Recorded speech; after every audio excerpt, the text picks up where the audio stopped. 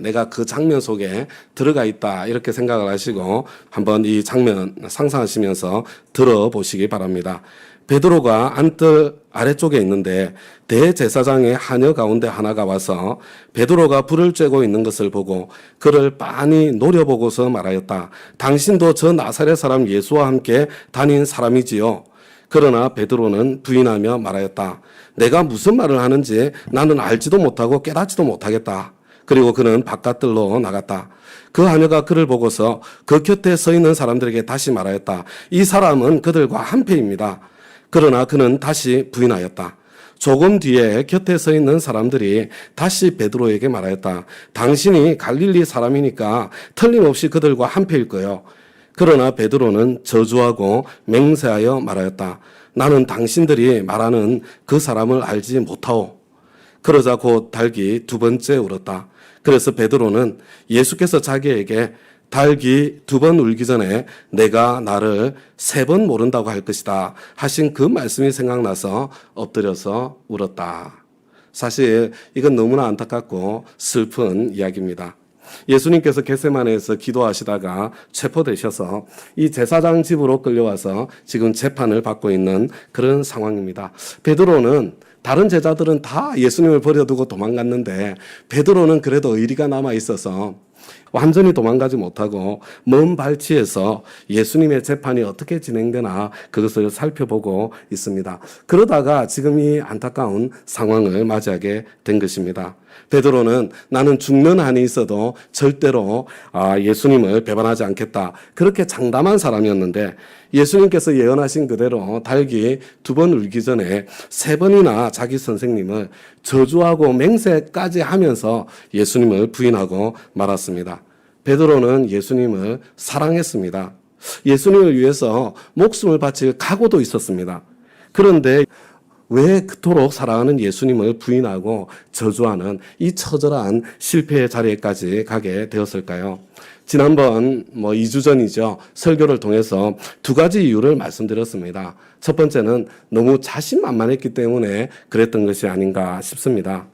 그러니까 인간이 얼마나 나약한 존재인지 그것을 몰랐기 때문에 결과적으로 이렇게까지 예수님을 부인하는 자리까지 가게 된 것 같습니다. 두 번째는 예수님께서 이것을 아시고 베드로에게 같이 기도하자. 깨어서 기도해라. 그렇게 당부를 하셨는데도 베드로는 겟세마네에서 기도하지 않고 쿨쿨 잠만 잤습니다. 그래서 이런 일을 당한 것입니다. 물론 너무 피곤해서 기도할 수 없었을 것입니다. 그러나 저와 여러분 때때로 육체의 한계를 뛰어넘어서 기도해야 될 그런 순간을 맞이할 때가 있습니다. 하나님께서 그런 사인을 주실 때에는 그 육체의 한계를 뛰어넘는 기도의 자리를 향해서 나아가는 그런 노력이 필요한 것입니다. 그런데 오늘 본문을 살펴보면 여기에 대해서 두 가지 정도 이유를 더 생각할 수 있을 것 같습니다.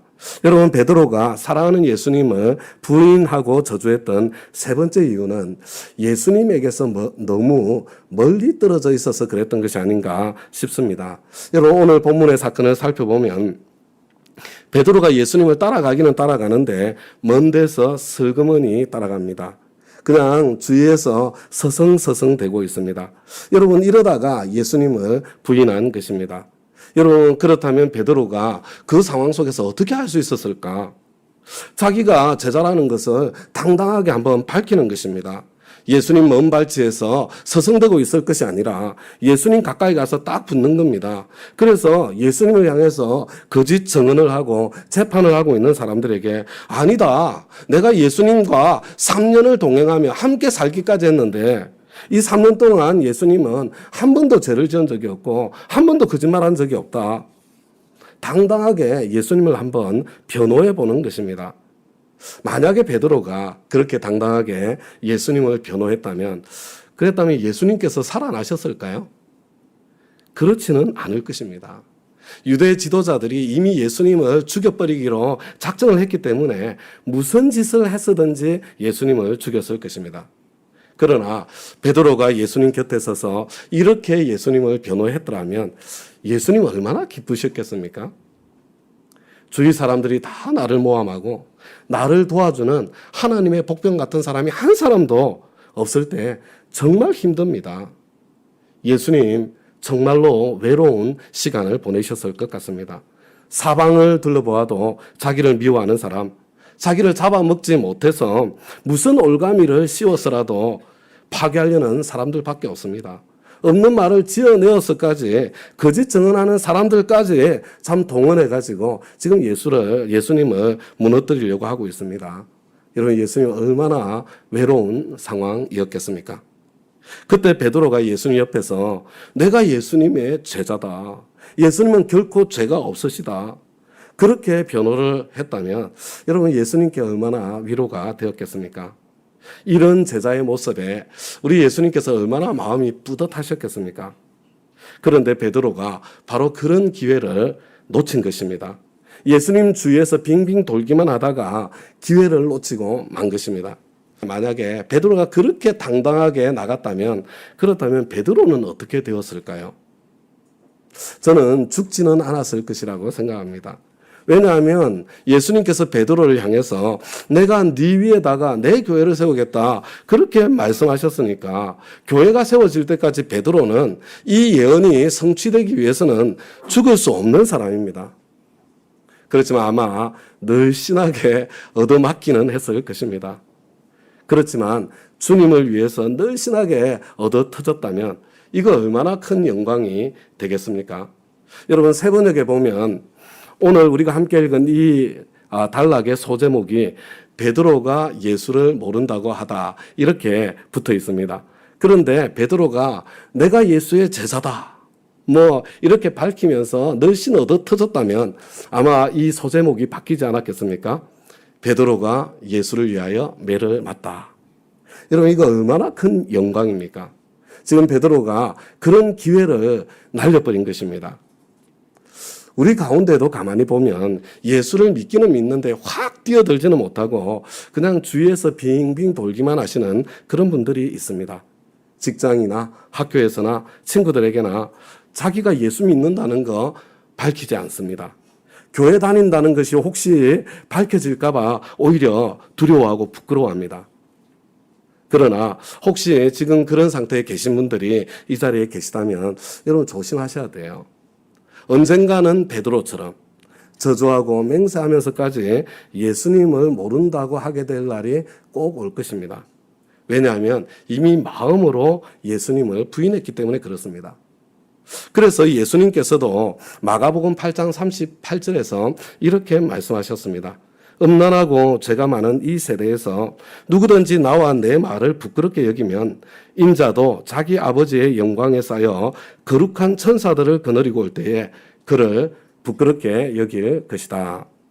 그러니까 예수님을 부인하고 저주하는 그런 자리에 들어가지 않으시려면 내가 예수님의 제자라는 것을 당당하게 공개하고 예수님 옆에 바짝 다가가는 것입니다. 사회생활을 하면서 직장생활을 하면서 친구들 사이에서 나는 예수 믿는다. 나는 교회 다닌다. 나는 예수님의 제자다. 공개적으로 밝히고 신앙생활을 하는 것입니다.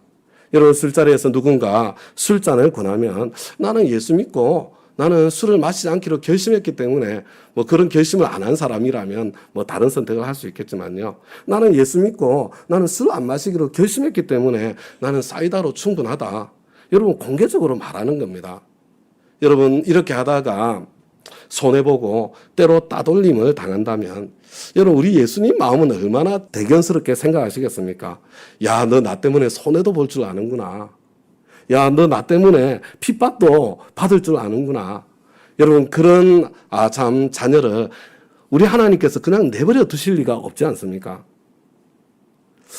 그렇지만요, 저와 여러분 이렇게 당당하게 내가 예수 믿는 사람이라는 것을 밝힌다고 해서 항상 손해만 찾아오는 것도 아닙니다. 저는 직장 생활을 시작하면서 이 신입사원 연수 때 자기 자랑하는 시간이 있었거든요. 제가 몇 번 말씀드렸죠. 그때 저는 제가 예수 믿는다는 거, 그리고 제가 주일학교 선생님이라는 것을 자랑했습니다. 만약에 제가 그 시절에 다운교회를 출석하고 있었다면 저는 틀림없이 목자로 헌신했을 겁니다.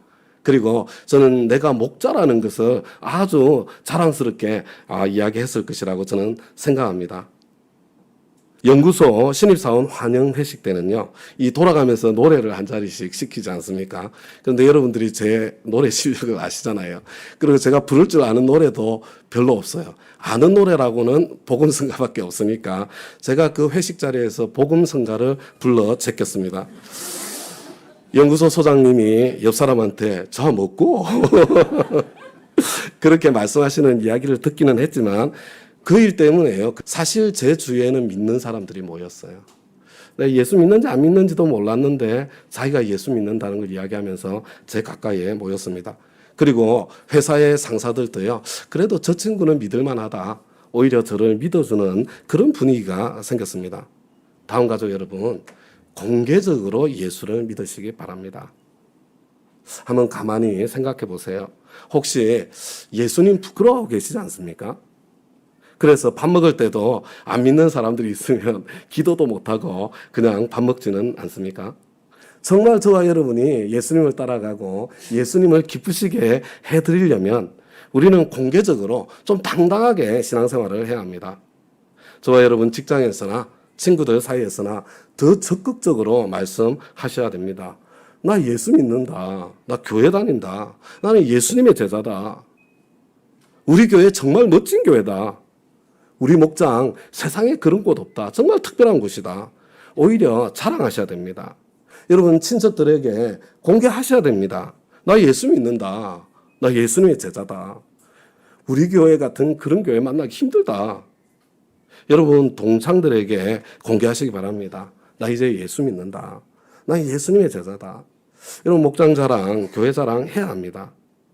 여러분 이렇게 하면서 예수님 부인하고 저주하는 그런 자리에 들어가게 될 위험은 점점 줄여나가고요. 예수님을 더 기쁘시게 해드리는 그런 저와 여러분이 다 될 수 있도록 저와 여러분 힘쓰고 노력해야 하겠습니다. 베드로가 사랑하는 예수님을 부인하고 저주하는 안타까운 지경에까지 이른 네 번째 이유는 제가 생각하기에 위험한 데 가서 그런 것 같습니다. 사실 이것은 양면적인 그런 측면이 있습니다. 여러분 예수님 잡혀가실 때 다른 제자들은 다 뺑소니 쳤습니다. 지금 어디에 있는지도 모릅니다. 어디 꽁꽁 숨어 있을 것입니다. 그러니까 이 사람들은요, 예수님을 뭐 부인하고 저주하고 할 그럴 일 자체가 없는 겁니다.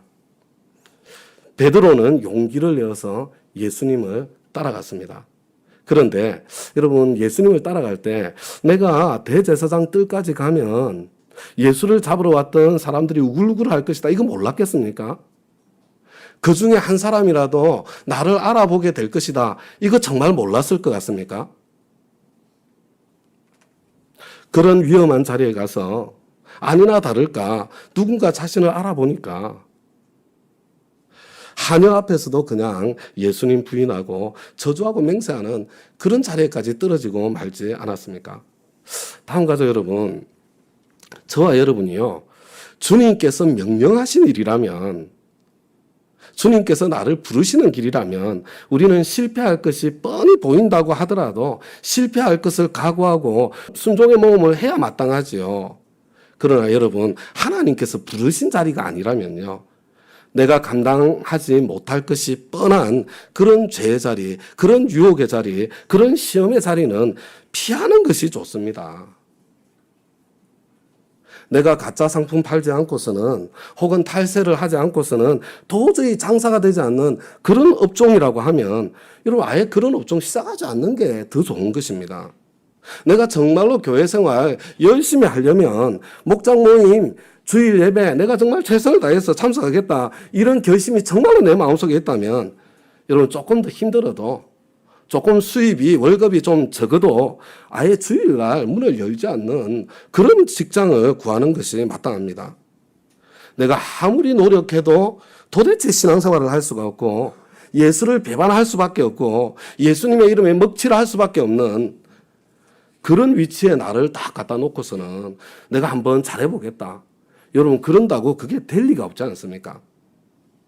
다음 가족 여러분, 우리는 우리의 신앙생활이 얼마나 환경의 지배를 받는지 그것을 좀 생생하게 볼 줄 알아야 됩니다.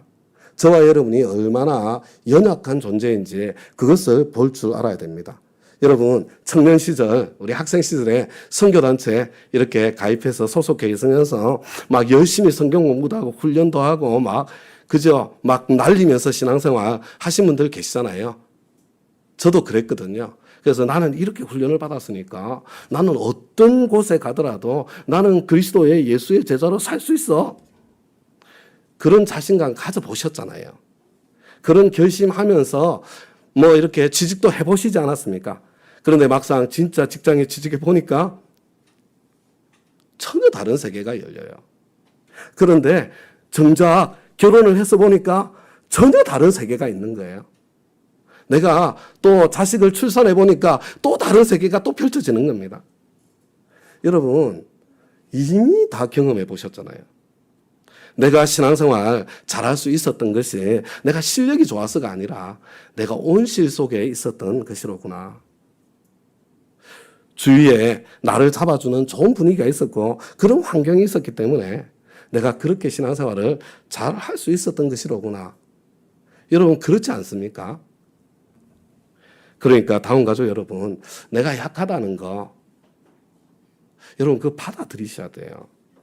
이사를 갈 때도 취업을 할 때도 여러분 사업을 시작할 때도 이게 내 믿음이 자랄 수 있는 환경이냐, 거기에 내 믿음을 이렇게 든든하게 참 함께 해줄 좋은 교회가 있는가, 여러분 이거 먼저 확인해야 되는 겁니다. 저와 여러분은 환경의 영향을 굉장히 크게 받습니다. 이것을 알아야 됩니다. 나는 정말 주님 뜻대로 살고 싶은데 교회 문 밖에만 나가면 그냥 일터에만 가면 전혀 주님의 뜻대로 살지 못하고, 그래서 주일날 교회 올 때마다 마음에 무거운 부담을 안고 오시는 분들이 계십니다. 혹시 오늘 그렇게 교회 오신 분들 계시지 않습니까? 그럼 한번 생각을 해보셔야 돼요. 여러분 주일 아침에 교회 올 때마다 지난 일주일 동안 내가 하나님을 한 번도 생각조차 못하고 살았구나. 여러분 이런 가책을 느끼시면서 뭐 교회 오시는 분들이 있잖아요. 혹시 그런 마음으로 교회 오신 분들이 계시면 한번 생각해 보셔야 돼요. 지금 내가 처해 있는 상황이, 내가 지금 처해 있는 곳이 그렇게 예수님을 생각하거나 예수님의 뜻대로 살 수 없는 그런 환경은 아닌가, 그것을 생각해 보셔야 됩니다. 여러분 그런 척박한 환경이라면 여러분 거기서 빠져나오시든지 아니면 어떻게 해서든지 상황을 바꾸셔야 됩니다. 여러분 먼저 결심을 해야 돼요. 내가 빠져나가든지 상황을 바꿔야 되겠다. 그래야 길이 나올 거 아닙니까? 길이. 도대체 믿음 생활을 할 수 없고 하나님께 영광을 돌릴 수 없고 실질적으로는 예수님을 부인할 수밖에 없는 그런 환경 속에 내 자신을 그냥 거기다 꽂아 놓고서는 계속 거기에 그냥 머물러 있으면서 3년이 가도 5년이 가도 10년이 가도 항상 마음에 가책만 느끼면서 살아갈 수밖에 없는 그런 신앙생활을 하고 있다면 여러분 그것만큼 비참하고 속상한 일, 안타까운 일이 어디에 있겠습니까? 어떻게 해서든지 상황을 바꾸셔야 돼요. 그거 결심하셔야 됩니다. 안 되면 그 상황에서 빠져나와야 돼요. 여러분 그거 결심하고 기도하기를 시작하셔야 합니다. 그래서 믿음 생활의 재미도 맛보고 주님을 섬기는 기쁨도 맛보시는 그런 신앙생활 다 할 수 있게 되기를 우리 주님의 이름으로 축원합니다. 여러분 첫 번째로요, 좀 자신만만한 교만을 좀 내려놓읍시다. 둘째로 우리 기도합시다. 적어도 하나님께서 너 기도할 때다 사인을 주실 때에는 여러분 육체의 한계를 뛰어넘어서 좀 기도에 매달려 봅시다. 그리고 셋째로요, 좀 멀찍이에서 먼 발치에서 예수님 따라다니지 말고요, 내가 예수 믿는 사람이라는 것 좀 확실하게 좀 밝히십시다. 그냥 확실하게 밝히는 것을 넘어서 목장 자랑, 교회 자랑, 예수님 자랑 그냥 자랑하면서 사십시다. 그리고 넷째로요, 여러분 주님께서 명하신 것이 아니라면, 여러분 주님께서 명하셨을 때는요 실패할 것이 뻔해도 내가 그 길을 향해서 가야 돼요. 거기 하나님께서 준비하신 게 있기 때문에. 그런데 하나님께서 명하신 것이 아닌데 여러분 불화살이 날아오는데 내 가슴을 벌리고 막 뛰어다닐 필요 없어요. 우리 주님께서 명령하신 것이 아니라면 내가 감당하지 못할 시험의 자리, 유혹의 자리는 피하십시다. 어떻게 해서든지 상황을 바꾸든지 아니면 거기서 빠져나오십시다. 여러분, 그렇게 하지 않으면 베드로처럼 예수님을 부인하고 저주하고, 그래서 베드로처럼 그냥 펑펑 울게 되는 그날이 오게 될 것입니다. 아마도 그날 베드로는 닭똥 같은 눈물을 흘리면서 후회했을 것입니다. 우리 마가복음 15장 1절 말씀 한 목소리 한번 읽어보겠습니다. 시작. 새벽에 곧 대제사장들이 장로들과 율법학자들과 더불어 회의를 열었는데 그것은 전체 의회였다. 그들은 예수를 결박하고 끌고 가서 빌라도에게 넘겨주었다.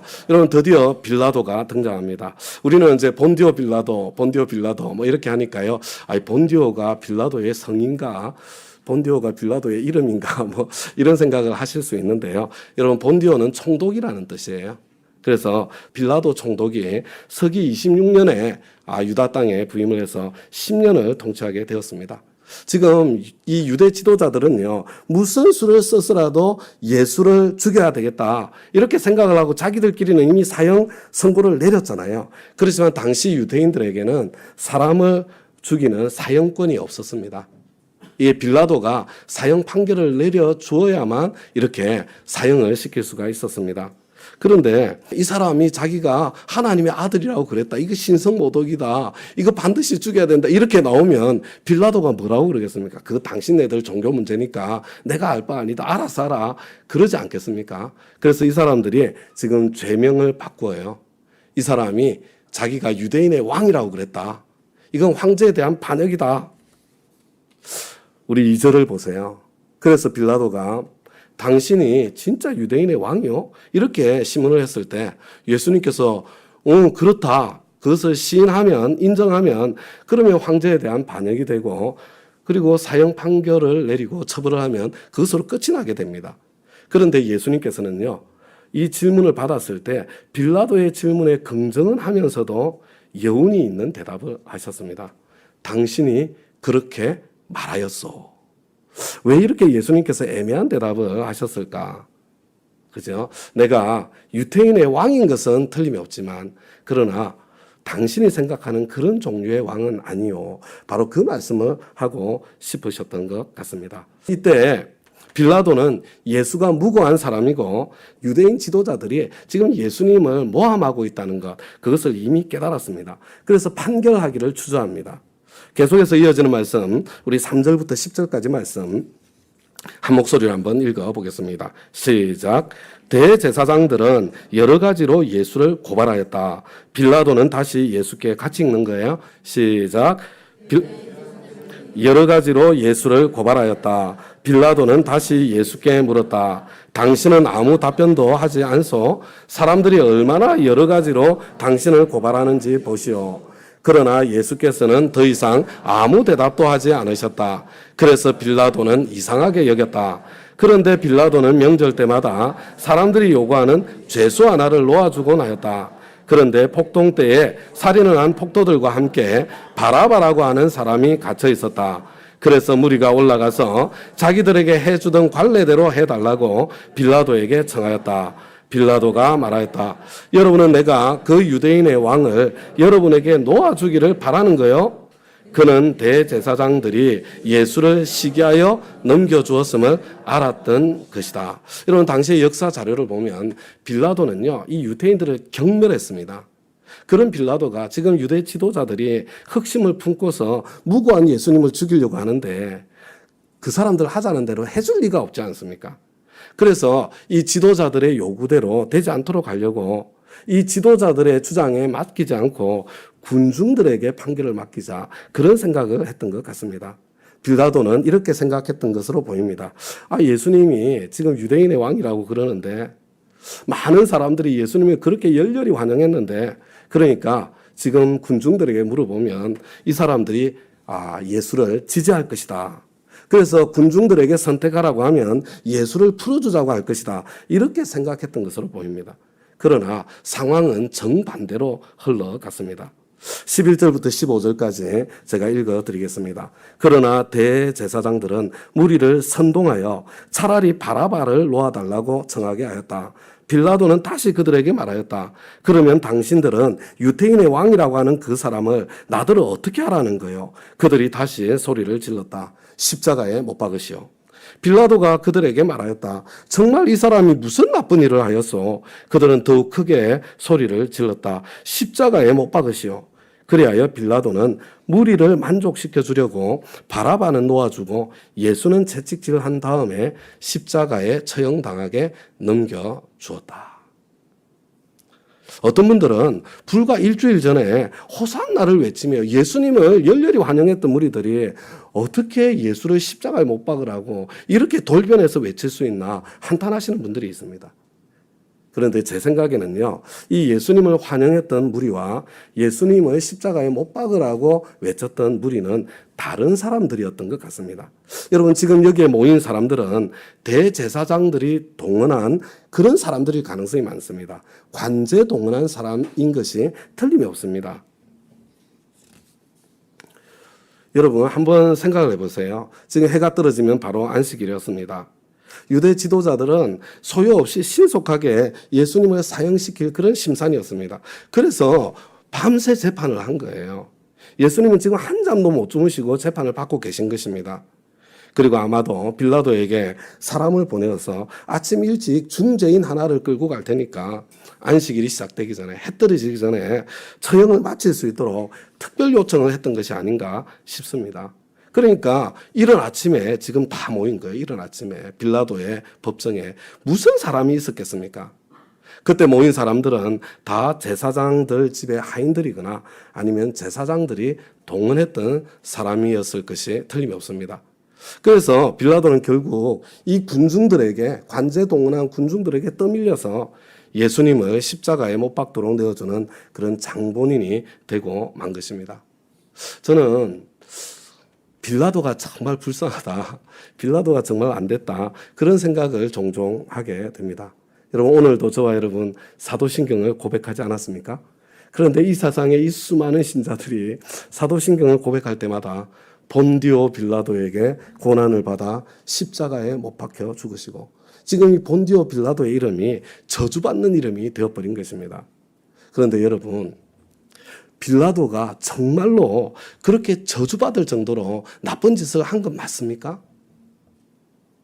솔직히 아닌 것 같습니다. 사실 빌라도는 예수님을 구해주려고, 여러분 오늘 본문 말고 다른 데까지 읽어보면요, 정말로 애를 많이 썼습니다. 예수님을 끝까지 죽음으로 몰고 간 것은 유대인들이었습니다. 빌라도의 죄가 뭐냐? 딱 한 가지입니다. 자기 위치를 선한 일을 하는 데 쓰지 않았다는 것입니다. 자기 위치의 책임을 다하지 않았다는 것입니다. 여러분, 이 지도자의 책임, 맡은 자의 책임이라는 것이 이토록 무겁다는 뜻이에요. 빌라도는 예수님께서 무죄라는 것을 알고 있었습니다. 그리고 무죄를 판결할 수 있는 그런 위치에도 있었습니다. 그런데도 그렇게 하지 않았습니다. 그래서 대대로 저주받는 이름이 된 것입니다. 만약에 그때 빌라도가 예수는 무죄다 그렇게 판결을 했으면 여러분 어떻게 됐을까요? 그럼 예수님 살았을까요? 아니요. 악착 같은 유대 지도자들이 황제에게 보고를 해서 예수님은 그래도 사형을 당했을 것이고, 아마 빌라도는 이 반역자를 이렇게 제대로 처벌하지 않았다고 어쩌면 파직을 당하든지 이런 일이 생겼을 것입니다. 물론 그런 일을 당한다면 그거 쉬운 일 아니지만, 그러나 만약에 그렇게 이 빌라도가 예수님이 무죄라고 판결을 했다면 이거 얼마나 멋있습니까? 그러면 사도신경의 내용이 좀 바뀌지 않았겠습니까? 본디오 빌라도가 최선을 다했으나 결국 고난을 당하사 십자가에 못 박혀 죽으시고 이렇게 내용이 좀 바뀌지 않았겠어요? 정의를 위해서 지조를 지킨 사람으로 기억될 뻔하지 않았습니까? 빌라도가 지금 그런 기회를 놓친 것입니다. 자기 위치를 바르게 선한 일을 위해서 쓸 수 있었는데 그렇게 쓰지 않아서 지금 대대로 저주받는 이름이 된 것입니다. 여러분, 성경을 읽다 보면 자기 위치를 선한 일을 위해서 제대로 쓴 사람 이야기가 나오죠. 바로 구약에 나오는 에스더라는 왕비입니다. 여러분, 이 에스더는 유대인이었는데 페르시아 제국의 왕비까지 되었습니다. 그런데 이 에스더가 왕비로 있을 때에 유대 민족 자체를 그냥 멸족시켜 버리려는 그런 음모가 있었습니다. 그런데 에스더의 삼촌 모르드게가 그 사실을 알게 되고 에스더에게 이 사실을 알리게 됩니다. 이 음모를 막을 수 있는 사람 한 사람밖에 없어요. 아하수에로 왕 한 사람. 그런데 유대인을 위해서 왕에게 나가서 호소할 수 있는 사람이 이 에스더 왕비 한 사람밖에 없는 겁니다. 그런데 문제가 뭐냐면 왕이 부르지 않았는데 왕 앞에 나아갔다가는 잘못하면 죽을 수도 있었거든요. 목숨을 걸어야 되는 그런 상황이었습니다. 그렇지만 에스더는 에스더 4장 16절에 보면 내가 죽으면 죽으리이다. 죽음을 각오하고 그 결심으로 왕 앞에 나아갔습니다. 그 결과로 유대 민족이 멸족을 당하는 대신에 그 음모를 꾸몄던 하만 일당이 오히려 모두 처단을 당하게 되지요. 그리고 유대인을 괴롭히던 사람들에게 크게 복수를 할 수 있는 그런 기회를 얻게 됩니다. 그래서 이 날을요, 유대 사람들은 지금까지도 불임절이라는 이름으로 이 날을 기념하고 있습니다. 여러분, 해마다 불임절이 되면 노인부터 어린아이까지 에스더의 이름을 부르면서요, 에스더의 용기와 그 업적을 기억합니다. 이거 왜 그렇습니까? 하나님께서 주신 지위, 하나님께서 주신 영향력을 책임있게 선하게 사용했기 때문에 그렇습니다. 빌라도는 왜 저와 여러분이 사도신경을 외울 때마다 그 이름이 대대로 저주를 받게 되었습니까? 자기가 받은 위치를 책임있게 선을 위해서 쓰지 않았기 때문에 이런 일이 생긴 것입니다. 그래서 저와 여러분은 이 죄라는 것이 적극적으로 내가 꼭 나쁜 일을 해야만 죄가 되는 것이 아니라 내가 가진 것, 내가 가진 위치, 내가 가진 영향력, 내가 가진 권세, 내가 소유한 것, 하나님께서 나에게 맡겨주신 것 책임 있게 쓰지 않고 바르게 쓰지 않고 선을 위해서 쓰지 않을 때에도 하지 않은 그것이 죄가 될 수 있다는 것을 알아야 하는 것입니다. 하나님께서 주신 것을 선을 위해서 쓰지 않을 때에 저와 여러분은 점점점 빌라도 같은 사람이 되는 것입니다. 하나님께서는 큰 자가 작은 자를 섬기도록 저와 여러분에게 이런저런 것들을 선물로 맡겨주시는 것입니다. 하나님께서 주신 것들을 선한 일을 위해서 쓸 때에 저와 여러분은 점점 에스더처럼 성장해 갑니다. 저와 여러분에게는 무엇을 가졌느냐, 얼마나 가졌느냐 하는 것이 정말 중요한 것 같다, 이런 생각이 듭니다.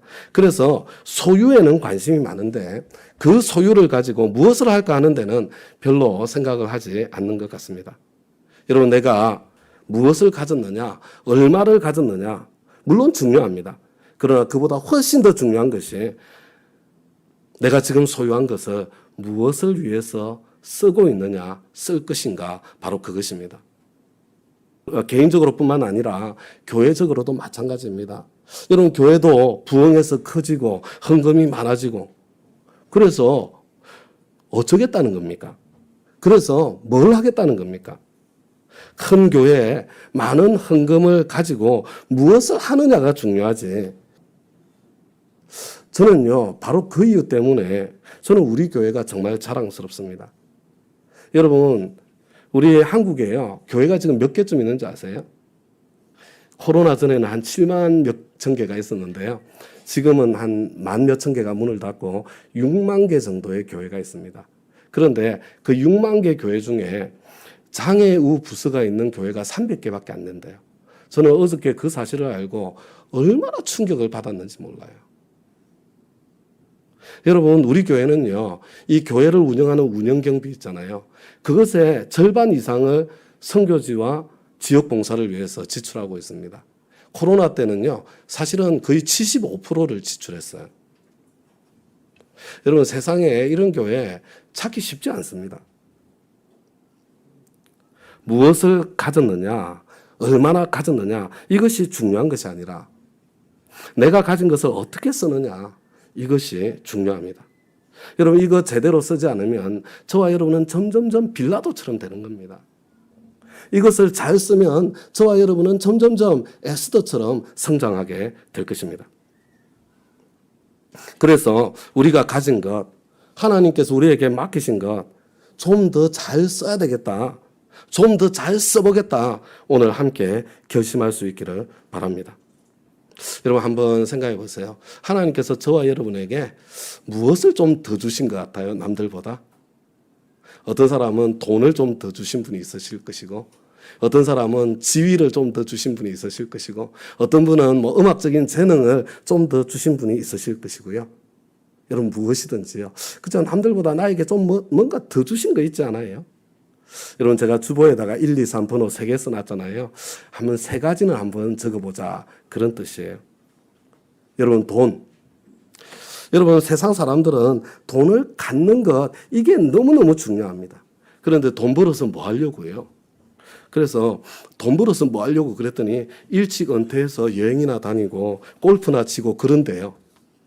아니 그거 하려고 그렇게 막 참 이렇게 아둥바둥거리면서 사는 겁니까?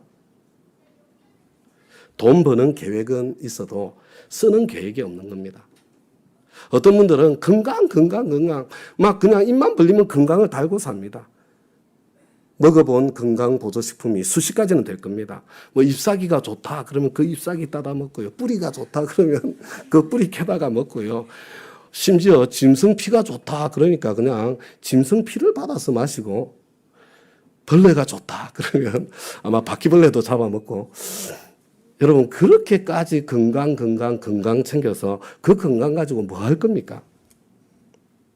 건강 물론 중요한 것이지만 그보다 더 중요한 것이 그 건강을 무엇을 위해서 어떻게 쓸 것인가, 그게 더 중요하지 않습니까? 우리가 무엇을 얼마나 많이 가졌느냐 중요한 것이 아닙니다. 내가 지금 이미 가지고 있는 것을 어떻게 쓰느냐가 중요합니다. 그래서 저와 여러분, 하나님께서 저와 여러분에게 돈을 좀 넉넉하게 주셨다면요, 여러분 돈 한번 좀 멋지게 써보시기 바랍니다. 위대한 삶을 위해서 한번 써보시기 바랍니다. 주를 위해서, 이웃을 위해서 한번 써보시기 바랍니다. 저와 여러분, 하나님께서 사회적인 지위나 영향력을 더 주셨다면 여러분 한번 위대한 일을 하는데 그 지위와 영향력을 써보시기 바랍니다. 이웃을 돕는데, 좀 섬기는데 우리 써보았으면 좋겠습니다. 주님께서 저와 여러분에게 건강 주셨으면, 아니면 재능 주셨으면 이 건강, 이 재능 한번 위대한 삶을 위해서 써볼 수 있기를 바랍니다. 복음 전하고 영혼 구원하는데 이런 데 좀 인색하지 않고 아낌없이 써볼 수 있기를 바랍니다. 우리는 신앙생활을 하면서 하나님께서 우리에게 주신 모든 거 잘 관리해야죠. 그렇죠? 그런데 여러분 그 잘 관리해서 모아놓은 그거 잘못 써가지고 점점점 빌라도처럼 되지 말고 좀 주신 거 잘 써서 점점점 에스더처럼 이렇게 성장해 가고, 그래서 우리의 삶에는 늘 보람이 있고 하나님께는 우리를 통해서 늘 영광이 돌아가고 주위 사람들은 늘 그런 저와 여러분을 보면서 칭찬해 주고 천국에는 점점점 더 많은 상급이 쌓여가는 그런 저와 여러분 다 되시기를 우리 주님의 이름으로 축복합니다.